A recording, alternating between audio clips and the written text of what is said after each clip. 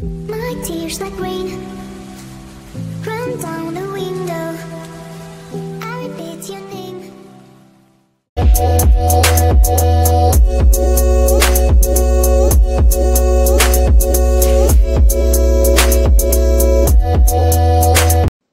আসসালামু আলাইকুম। অনেকদিন পর আরেকটা ভিডিওতে আসলাম। তা আমার গাড়ি প্রায় 1800 প্লাস চলছে। তা আজ দ্বিতীয় সার্ভিসিংয়ে যাব। তা এটা বাজাজের কাছে আমার সেকেন্ড ফ্রি সার্ভিস। তা যাই দেখি তারা কি বলে। তা 1800 চলছে প্রায় 2 মাস 3 মাসের মতো বলছে, যে প্রথম সার্ভিসিং এর পরে 3 মাস মানে হচ্ছে 90 দিন অথবা 2000 থেকে 2500 কিলো। তো আমার প্রায় 1800 চলছে। তা আমি ইঞ্জিন অয়েলও ড্রেন দেবো, প্লাস দ্বিতীয় সেকেন্ড সার্ভিসটা করাবো।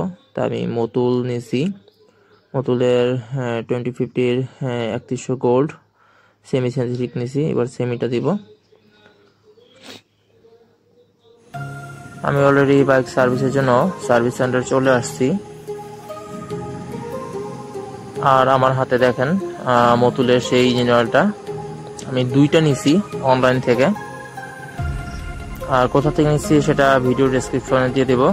আর সাথে একটা অয়েল ফিল্টার নিছি। এটা হচ্ছে সেই অয়েল ফিল্টারটা, এটা লাগানোর সময় দেখাবো।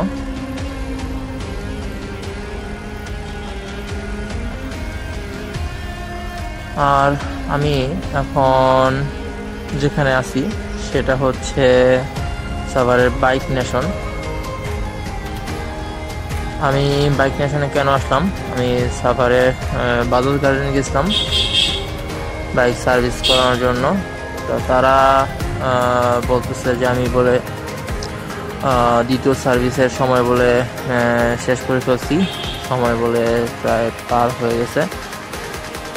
তো এটা বলছে, যার কারণে পরে ভাবলাম যে তাদের কাছে সার্ভিসই করাবো না, কিন্তু সার্ভিস করতেই হবে। আর যেহেতু বাজাজের সার্ভিস বলতে তেমন বেশি কিছু করে না, হালকা পাতলা উপর দিয়ে ফু দিয়ে দেয় এরকম অবস্থা। তা যার কারণে বাইক নিয়ে চলে আসছি।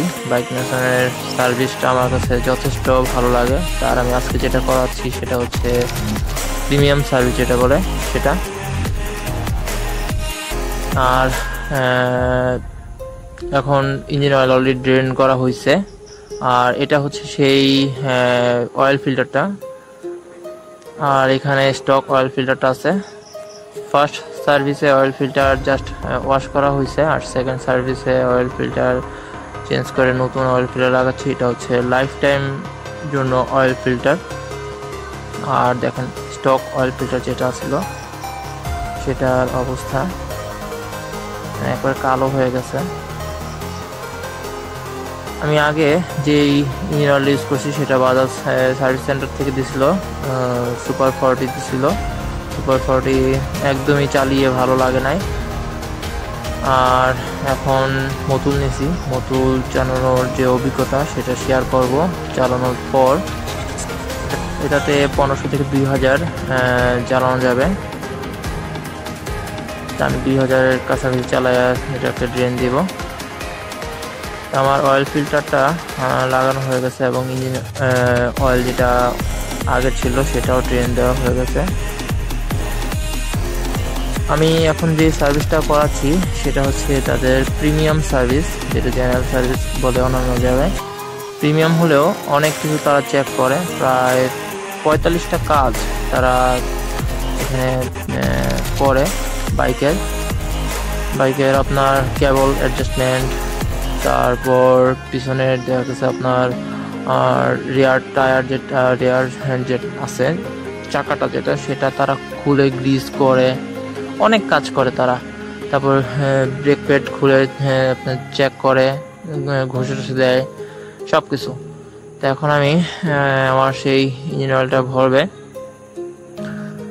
প্রথমে 1 লিটার ফুল দিব, তারপর 1200 ml লাগে এনেছে। তা আমি সেখানে যেহেতু নতুন অয়েল ফিল্টার দেওয়া হয়েছে তার কারণে আমি 1350 অথবা 1300 দিব। তা এই দ্বিতীয়টা ভাঙতেছে, প্রথমটা দেওয়া শেষ।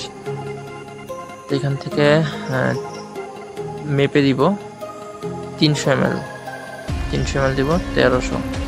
যেহেতু আমি যেই অয়েল ফিল্টার টানছি সেটা হচ্ছে রেচিং অয়েল ফিল্টার বলে এটা জিক্সারেও ইউজ করা যায়, জিক্সার এনএস এর জন্য সেম।